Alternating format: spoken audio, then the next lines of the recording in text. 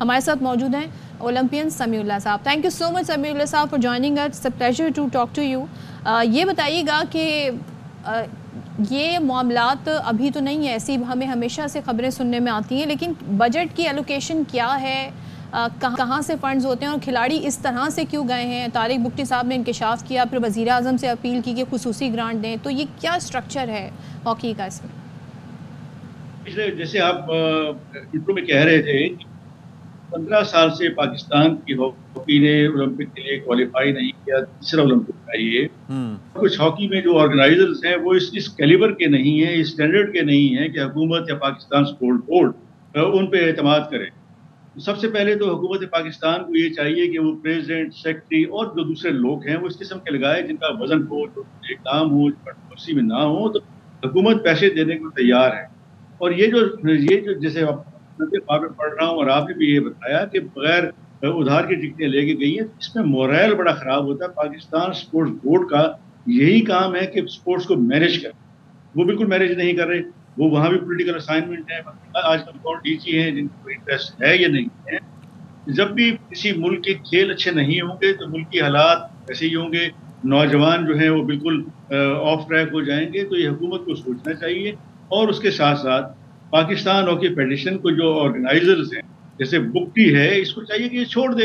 अगर इसकी कोई बात नहीं, सेक्रेटरी को चाहिए तो वो रिजाइन कर दे, किसी ऐसे आदमी को मौका दें जो कुछ कर सके। लेकिन एक चीज़ मुझे ये समझाइएगा, आप अगर हम बात करें तो अवाम भी बेसिकली भूल चुके हैं कि हमारी हॉकी टीम में है कौन कौन।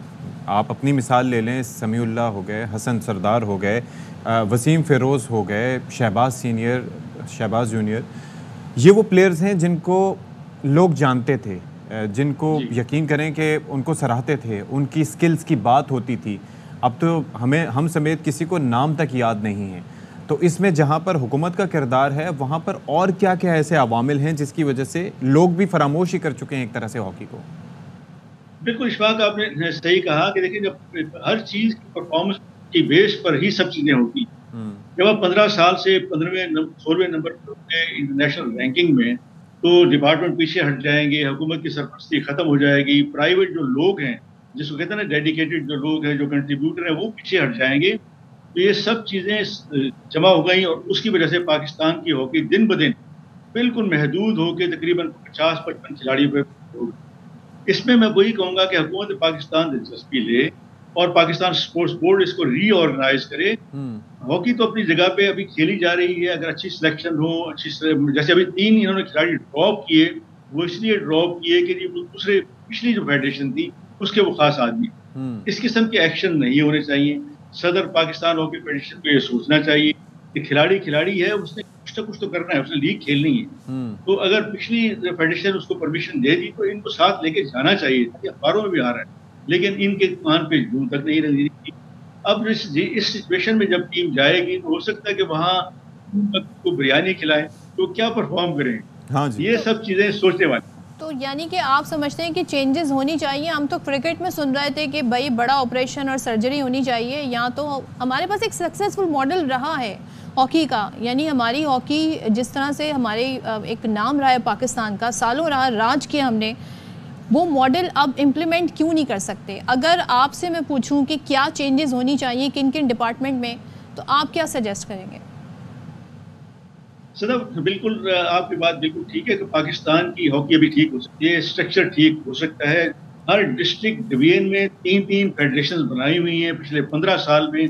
मैं आता हूँ तो मैं ए को सेलेक्ट कर लेता हूँ, दूसरा आते तो दूसरा बी को सिलेक्ट कर लेता है, तीसरा आता तो वो सी को सिलेक्ट करते हैं, बाकी जो 2 बाहर कर देता है। तो इस सियासत से पाकिस्तान की हॉकी बिल्कुल नीचे जा रही है। अच्छा, एक और अभी भी जैसे जी प्लीज कंटिन्यू।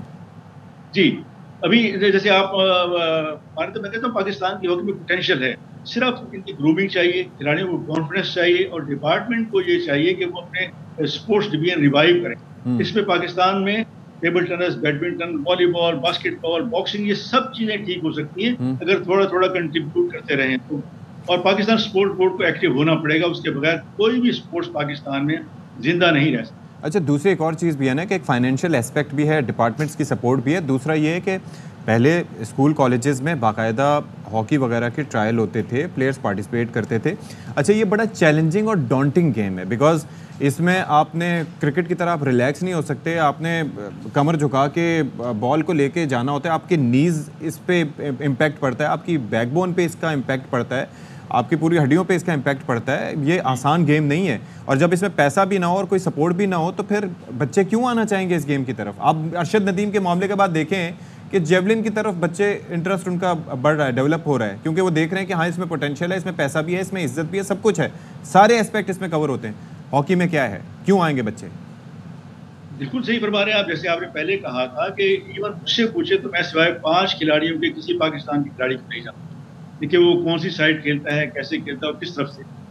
ये चीजें सिर्फ जीत से हो सकती है, ठीक। और जैसे अरशद नदीम की मिसाल ली, अल्लाह ताला जिंदगी दे और बेंचमार्क को मिरर करे वर्ल्ड में। मैं बात फिर हॉकी पे लेके आऊंगा तो हॉकी में हो सकती हैं चीजें ठीक। जीत चाहिए। अब जैसे एशियन चैंपियंस ट्रॉफी है, ये एक बहुत अहम टूर्नामेंट है। इसमें आपकी एशिया में रैंकिंग होगी कि आप पहले नंबर पे या चौथे नंबर पे। पिछले दफा हम चौथे नंबर पे थे, इसकी वजह से हम क्वालिफाई नहीं किया। इन चीजों को सोचने के लिए पाकिस्तान हॉकी फेडरेशन को एक लाहेअमल बनाना चाहिए। तो जैसे सिस्टम आप कह रहे हैं कि जो 90 तक सिस्टम था वो सिस्टम अपनाना चाहिए। कॉलेज स्कूल तो खत्म हो गए, लेकिन अभी भी 440 क्लब हैं, मुझे अभी तक याद है, जो हमने एक स्ट्रेटेजी बनाई थी। उनमें से अब और उनको ऑर्गेनाइज करें, अच्छे अच्छे क्लब को आप पैसे दें, स्टिक्स दें, इक्विपमेंट्स दें। तो उनमें से अगर 100 खिलाड़ी आपके पास आएंगे तो आपको सिलेक्शन करने में आसानी होगी, और उसमें से अगर आप 18 खिलाड़ी लेंगे तो बेस्ट ऑफ द बेस्ट दे सकते हैं। 50 में से लेना बड़ा मुश्किल। ये सब चीजें करने के लिए हॉकी फेडरेशन अपना प्रोग्राम बनाए, साल का कैलेंडर बनाए, और वो पाकिस्तान स्पोर्ट्स बोर्ड को दे, स्पोर्ट्स मिनिस्ट्री को दे। तो ये चीजें ठीक करने में कोई मुश्किल नहीं है, लेकिन बंदा जो है डेडिकेटेड होना चाहिए, नॉन कंट्रोवर्शियल होना चाहिए, और वो छोटी छोटी बातों में इन्वॉल्व ना हो और सियासत ना हो। Thank you so much Samiullah साहब हमारे थे। सारी सूरत हाल का इस पर बात भी बहुत की जाती है, लेकिन और बात ये है कि कुछ नहीं होता।